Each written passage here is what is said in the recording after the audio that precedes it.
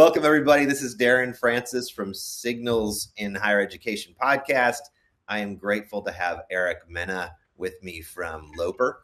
We're going to talk about all things on the recruitment front of things and on the recruitment and enrollment side of higher education and the wonderful work that they're doing at Loper. So welcome, Eric. Appreciate you taking the time. It's great to be here. Thanks for having me on, Darin. Yeah. So we met up this summer briefly when we were both in Charlotte for the National Small College Enrollment Conference. I got to see a lot of people expressing interest and talking to you at that conference. So I wanted just to follow up and hear a bit more about what you guys are doing. Maybe to get started, I always love the founder's journey. I would love to understand a little more about how you and Sam met and hear a little bit more about the origin story of Loper. Yeah, absolutely.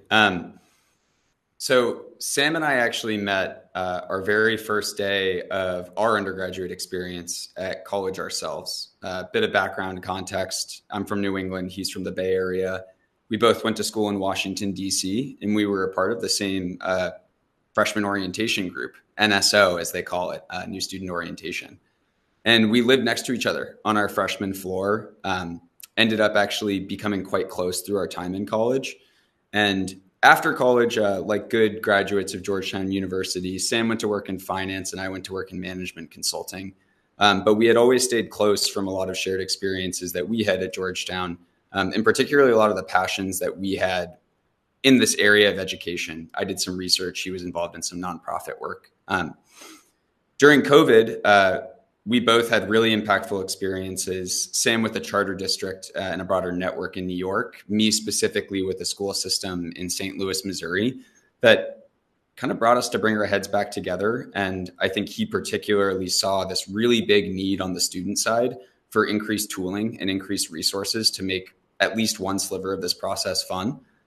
So, fast forward a little over 3 years later now, we started the company on the tail end of COVID, started serving four-year higher education institutions a couple of years ago, and are now working with an active high school network and close to 50 partners around the country. Wow. So, let's dig into that. What fascinates me about your work, and honestly, I think in the enrollment space, several companies are in this situation where you really serve two clients. You have a two-sided marketplace. You've got the student, you've got the institution. Talk about that dance. How do you manage the priorities of both? Yes, it's such a good question, and it's really common in this space. But this whole idea of consumer provider is popular across a bunch of different industries, right? And I think the idea of a two-sided platform is a model we've seen work really well. For us, though, you mentioned you serve students, you serve the institutions. We actually think of it as we and the institutions together serve the students, right? And I think to us, the number one most important stakeholder in our process is the student and the direction that they're receiving from the platform. So while we do have to constantly focus on growing both sides of the marketplace together, ensuring that we have the students to fill the seats of the schools that we're working with, and that we also have the schools that the students on our platform want to see and engage with, that's always a little bit of a puzzle. But from a mission perspective and from a company perspective, we're so oriented towards the student. We started here from a perspective of serving the student that it's actually been beneficial for us as we grow our partner network to make sure and ensure that we are all on the same page in that regard. Because if we're not all together for the student, then the school is the one that suffers at the end of the day. Yeah, that's a good point. Still, I know, it's a crowded marketplace. I see the pain that you're trying to solve, but I want to dig into it a little bit further.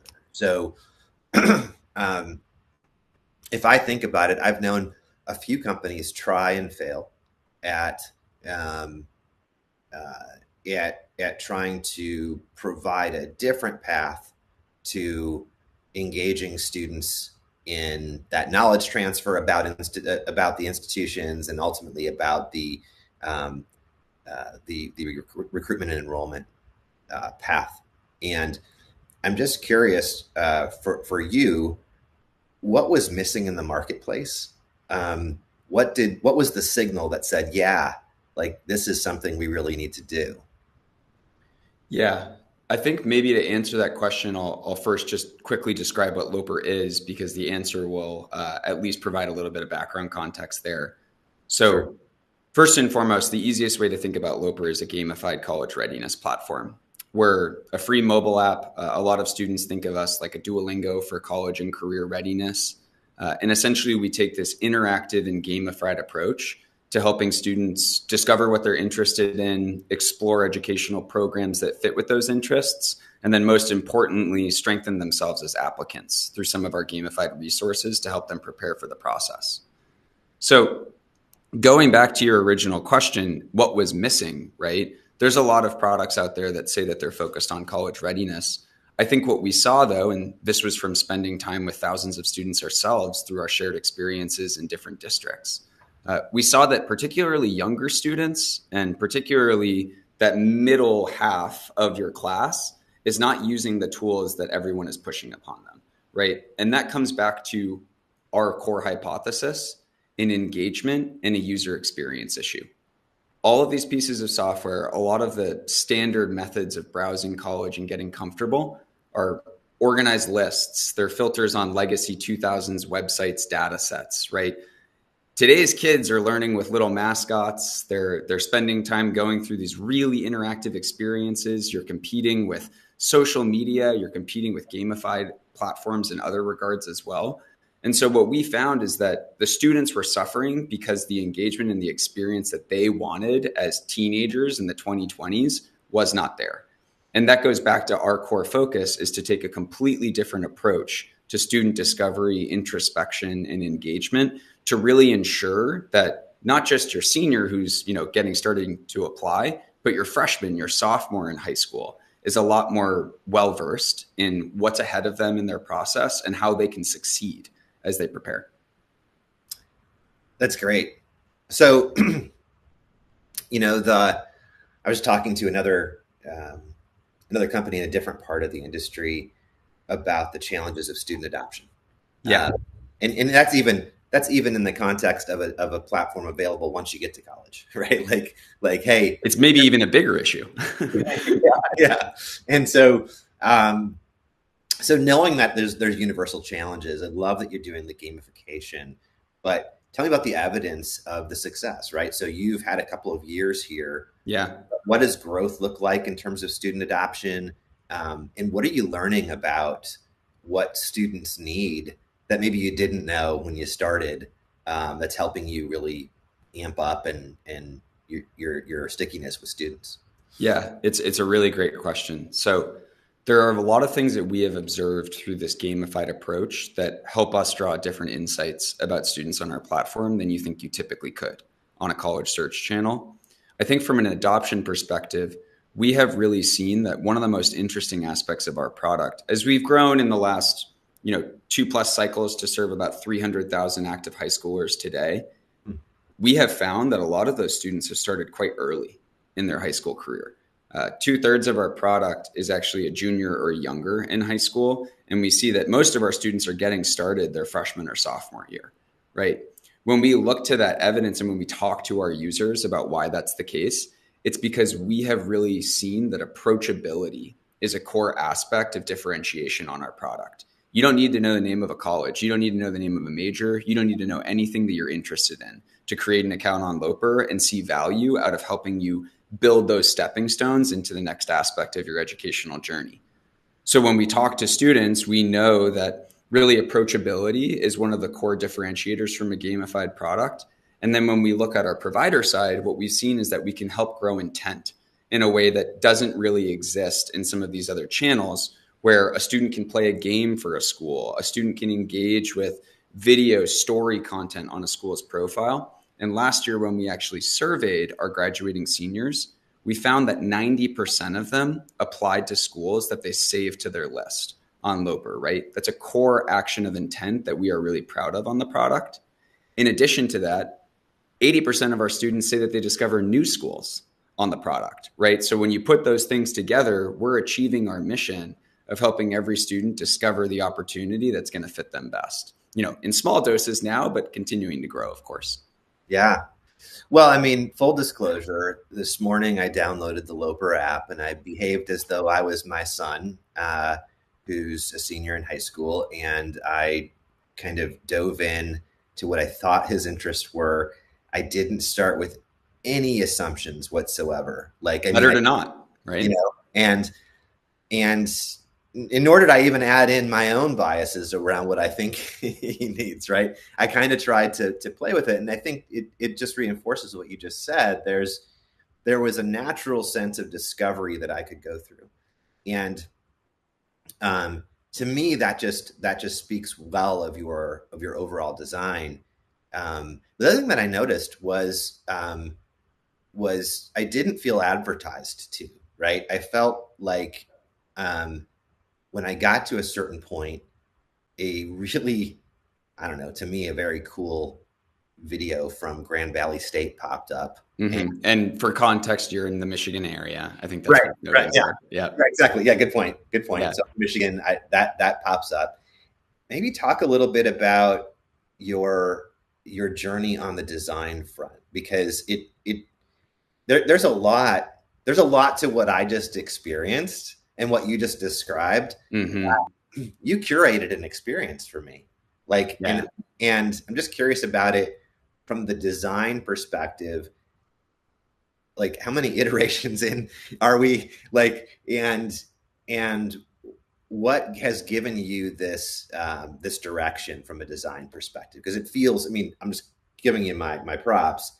It feels really smooth. It feels very intuitive for that student who's not coming to it with, I want to go to Grand Valley State and study engineering, but rather that student who's coming to it going, I don't know what I want to do. Like, I think the metric that I most read recently is close to 70% of students apply to school or don't really know what they want to study and just pick a major arbitrarily. It's just so interesting. Like we focus so much on serving the population that doesn't know what they're looking for, but a lot of our resources aren't designed for students that have no idea what they're looking for. Right. So it's this kind of give and take. Going back to your piece on design, I need to first just acknowledge, like, we have an absolutely dynamite engineering team here at Loper. We're small but mighty. We have 2 engineers here that are close to us in the Chicagoland area that are just absolute wizards. And they work really closely with our designer, Carolina, who has just really taken pen to paper in, I think, an exciting way. But going through kind of some of those different stages of your questions, we've been through so many iterations, more than I can count. And I would hope we have infinity more iterations left, right? The entire purpose is continuous improvement here. And the really good news is that our stakeholder in the high school teenager is pretty finicky, and they're not going to spend time with something they don't like. So we've gotten pretty good at listening to them, understanding their needs, and trying to mold the design of the platform and what they're looking for. What I would fixate on, though, about your piece on Grand Valley State is you were spending time in our scroll style discover feed, right? You are seeing a mixture of, hey, here are some academic programs you might be interested in. Here's a campus club that you might find interesting. You had seen engineering at GVSU, perhaps because you had said you like to work with your hands, or because you imagined that your son may want to be on a robotics team on his college campus. So the entire premise of that scroll style feed is to mimic the same thing that teenagers are using in all these other channels, right? You keep going through and preferencing what you're looking for, and each of those becomes a data point that we can use to inform what content we should show you. So you're not going to see that GVSU engineering video right off the rip if you haven't told us that you're first interested in STEM, interested in large institutions, interested in schools in the Midwest, interested in schools in college towns near big cities, right? GVSU is such an amazing school, so I'm happy to talk about all those different things that make it special, but that's what we're trying to do here, is make sure that that video is what your son wants to see, and that we don't show it to a student who doesn't care about it and instead may want to see videos about GVSU's campus housing or Oakland University's Golden Grizzly program, to stay in Michigan together here. Yeah, no, 2 excellent schools. So that makes a lot of sense to me. Let's talk a little bit about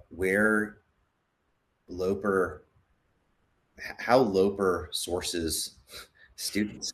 I mean, that's a That's a really tough part of the work I'm sure that you all are doing. But what can you share about your strategy, or maybe even just the end result of how you get students to find Loper as an app and download it and start to use it to begin with? You said 300,000 students? 300,000 active high school students. Yeah. So we've got a growing audience of students that are in their high school process, actively looking at colleges or preparing. Again, I got to give props to Bree on our team, right? This is something that she has really taken and inherited as our growth marketing lead. And I would say that we've really discovered that there are two channels that are impactful for us from a user growth perspective. The first is the high school counselor. They are constantly looking for new ways to engage their students, and they see the same problems that we saw, right? My kids aren't doing anything unless I'm looking behind them at their computer screen to ensure that they're following instructions. So what we actually see is a lot of high school counselors around the country, and we meet them by going to regional conferences, speaking at schools. Sam, my co-founder, just spoke to about 50 Jesuit counselors next week at a meetup outside of NACAC. What we see is a lot of these counselors will actually use Loper as their quote unquote first touch resource, right? They will show it to a freshman, sophomore, junior in high school before they make the big transition into their district CCR software, because again, it's more approachable. So the high school counselor says, you have no idea what you're looking for. You're starting to ask questions. Start here. Spend 10, 15 minutes on this product, and you're going to go from a C on your vocabulary and comprehension to a B plus or an A minus, right? And then we can really start to engage. The other side of our acquisition, the other pillar of our growth, has been social media. We always talk about meeting students on their turf. We try and do it just like we encourage our partners to. The one difference between us, I think, and a lot of other social media platforms when it comes to college is we are trying to de-stress this process. You will see a lot of our content is around cool things you can study, information that you need to know. Hey, there's a school out there for you. Don't worry about everyone that's talking about what stats you need to get into Harvard. And again, going back to our ethos as a product, when our students come to us through our TikTok following, our Instagram following, they tell us that we are one of the best ways to de-stress the college conversation and just get a rudimentary understanding. That's amazing. I love that. And I guess as you're explaining what you guys do and how you engage students, I have to ask another obvious question here, but you have access to a lot of data and insights from,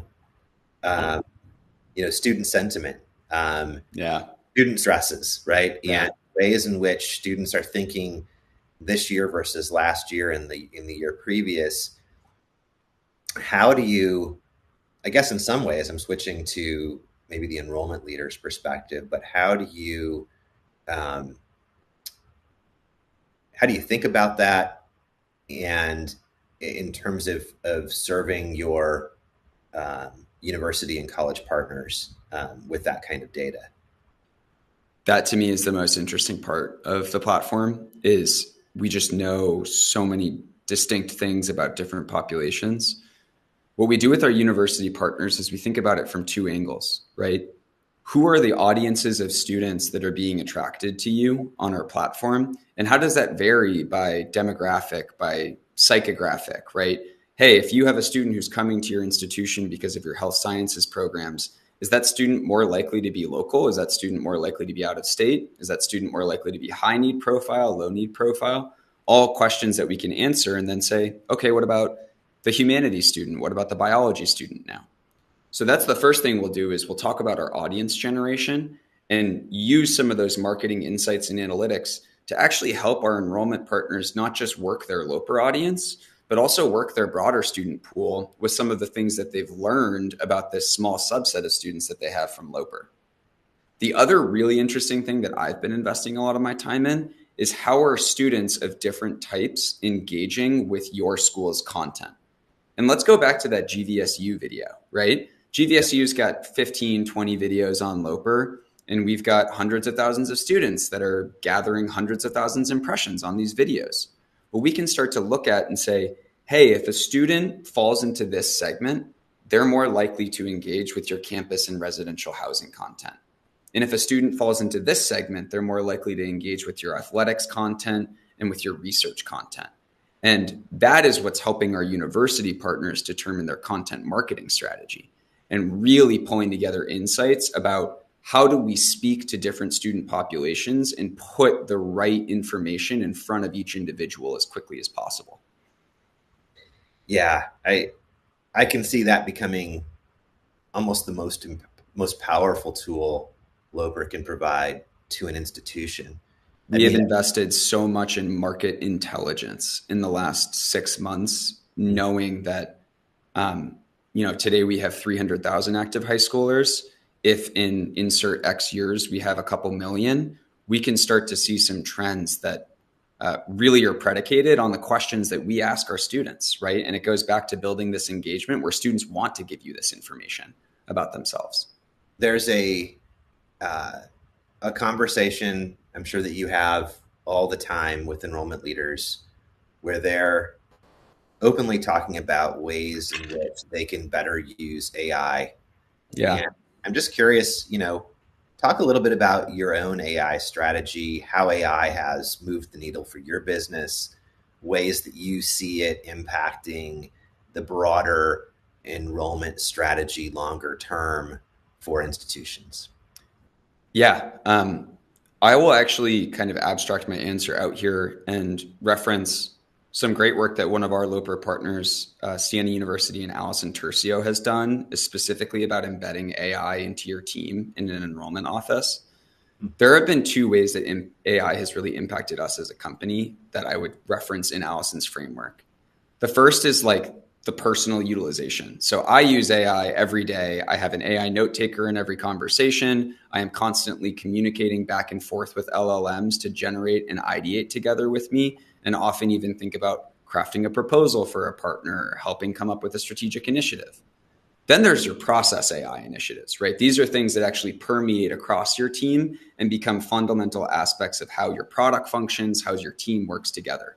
And that's where we have really invested in having every single engineer go first and foremost to some of our AI pieces of software within our stack to say, hey, can I answer this question through kind of our GitHub Copilot, through some of these different resources that we have in our code base before focusing on my own human intervention.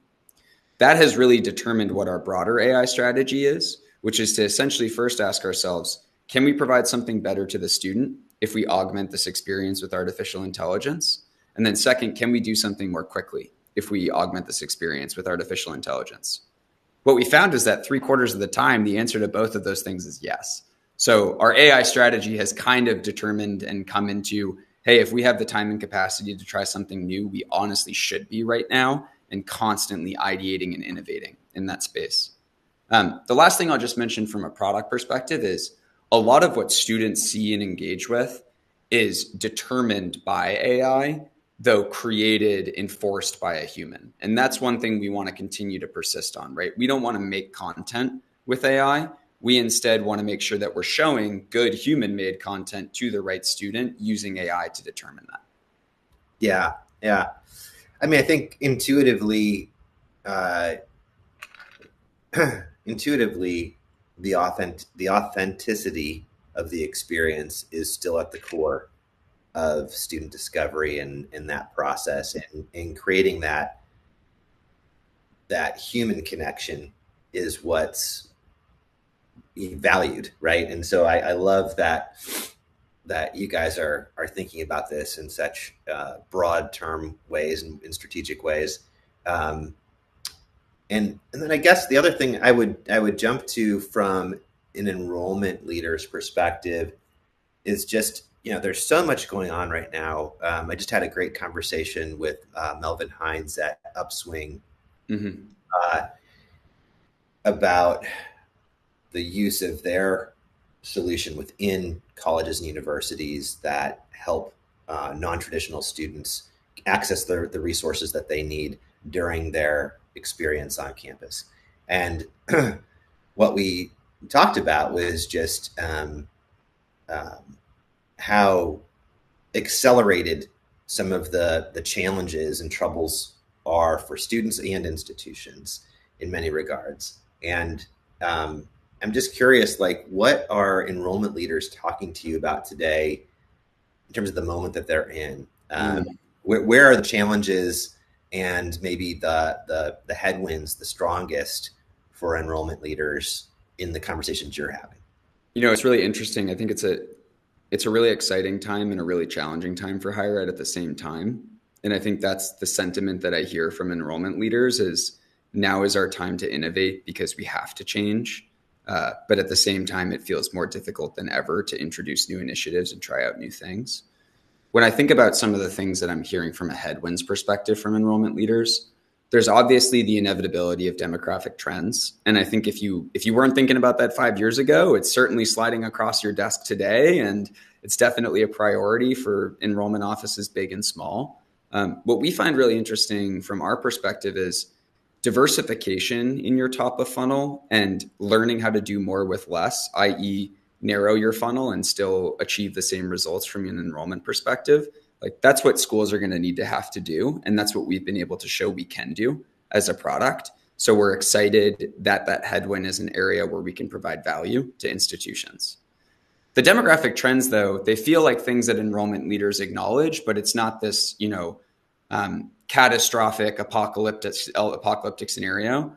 I think the true urgency, the true sense of fear is just what is happening to this market from a sentiment perspective more broadly. And have we, as the providers in this space, kind of shot ourselves in the foot over the last 30 years with the cost profile of college changing so dramatically and now leading to a lot of questions and alternative areas of opportunity for students and the true ROI associated with the degree. So it feels like there's kind of this who am I moment in college right now. And that's what I hear a lot of enrollment leaders asking themselves. Who are we? Who do we serve? And do we serve that student the right way? Because we're hearing from a lot of folks that they're not getting what they need from us. And that's causing us to ask ourselves some pretty tough questions, Yeah. Yeah, no, for sure. Well, when I work with companies coming into the higher ed market, now more than ever, the segment that you serve has real bright lines around it in terms of need, in terms of opportunity for companies to really make an impact. And I'm just curious, like from your perspective, where are you getting the greatest traction Yeah. in the U.S. higher ed market? I mean, is it these larger R1s? Is it the smaller colleges like we were meeting with over the summer? Where do you guys see the greatest traction in your own partnership development? We've been able to serve a really broad range of partners. I would say 3/4 of them are smaller than 5,000 students as an institution. And they're typically that type of school where, despite providing a stellar academic experience, they might suffer some awareness issues at the top of their funnel. And they're constantly battling name brand recognition, whether it's because they're in a really competitive market and their big local public is down the street kind of overshadowing them, or because they're in a really crowded space with a lot of other versions of themselves. And it's hard to stick out when there's 10, 15 schools. We've been really successful for that reason with schools, for example, in the colleges that change lives cohort, these smaller, really powerful institutions that can recruit a student cross country if the student knows who they are, right? And that's the biggest piece of the puzzle. I'll just mention that other quarter, though, is R1s, right? It's Big Ten schools, it's MAC schools, it's large public institutions or large nationally branded private institutions that are serving 15, 20,000 plus students. And what we have seen from those institutions is that they use us for a niche audience, right? And they care about finding the right student rather than just more students. And so, for example, Purdue University, we work with 3 of their different undergraduate colleges now. They'll think about leveraging us from a different niche audience perspective, really hyper targeting specific aspects of their funnel and ensuring that they're getting the right kids to discover the right programs. That makes a lot of sense. And when I think about the funnel analogy in the enrollment space, it feels to me like there are actually not a lot of solutions in the world you're in that actually can hit top of funnel, laser treatment and Laser focused. Yeah. focus there, while also actually helping at this more discrete level, sort of mid funnel. Um, yeah, I really like that. I think I'll just jump in there quickly, Darin, to mention I've been on the partner visit tour over the past couple of weeks in Indiana, Massachusetts, a couple of different states. I was with a partner in Massachusetts last week who was reflecting on the idea that they normally wouldn't have this information about a student at the prospect level, right? And I think that's the piece that we really try and hammer home to folks is, hey, you could target a student because they're looking for specific types of resources, because they have a specific career pathway, because there's a club that they want to be involved in. And this school is doing some awesome targeting in terms of campus involvement and specifically student resources and student support that they need. And they're just in shock of like, I already have 5,000 prospects in my funnel in just the last couple of weeks that are directly expressing a need here. And I'm seeing the return in, close to a 40% out of state inquiry rate, just to mention there anecdotally, right? Because the students are being spoken to about the things that they're looking for, which no one can do at the prospect stage. Yeah, yeah.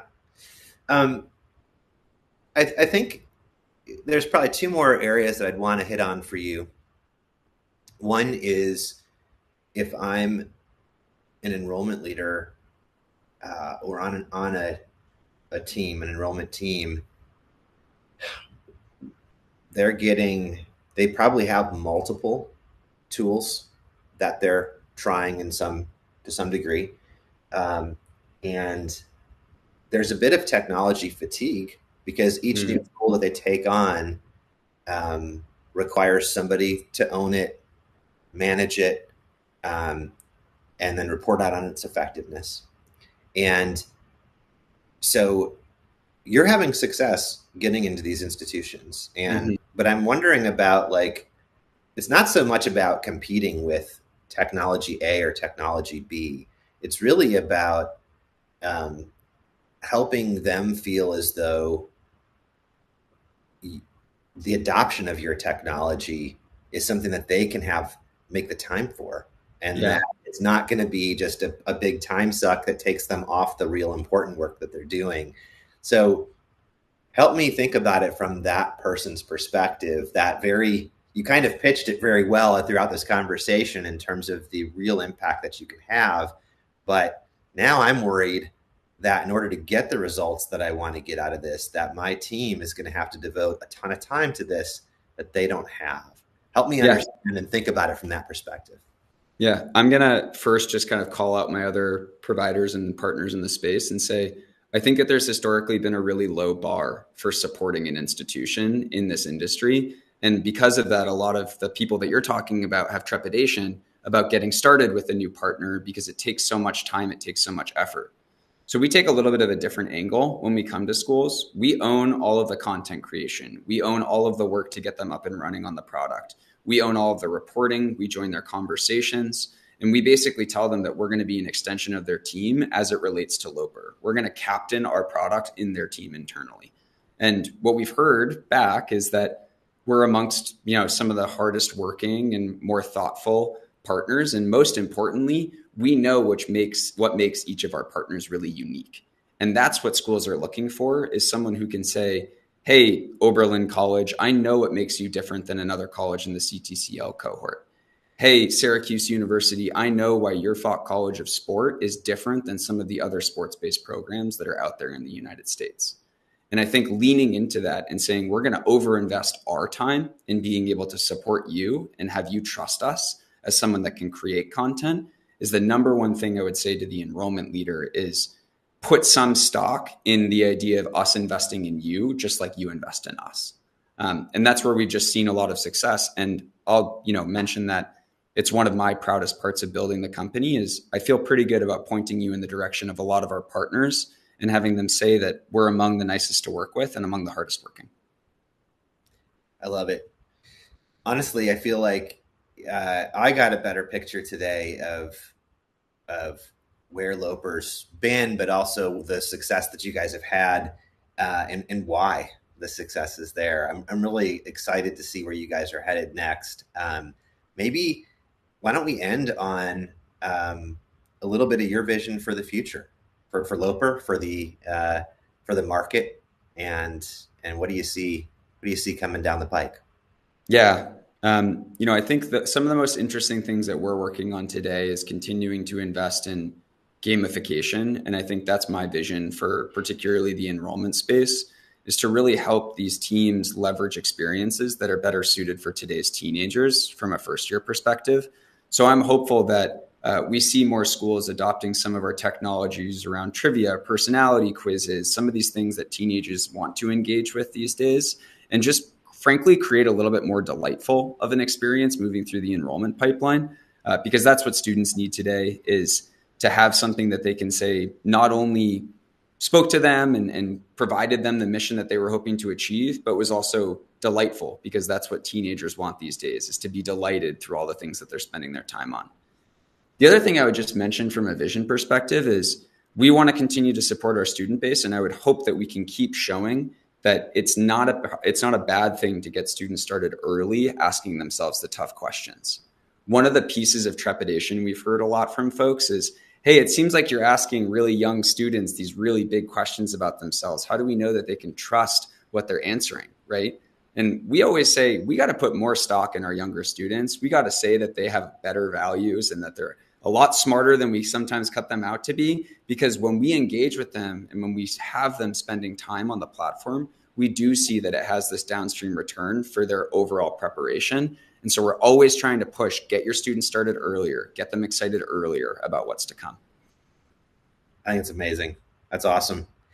Well, Eric, thank you so much for taking the time to do this conversation today, and I'm super excited to see where you guys take this next. Thanks so much, Darin. I am sure I will catch you when we're doing a Michigan partner trip. Awesome.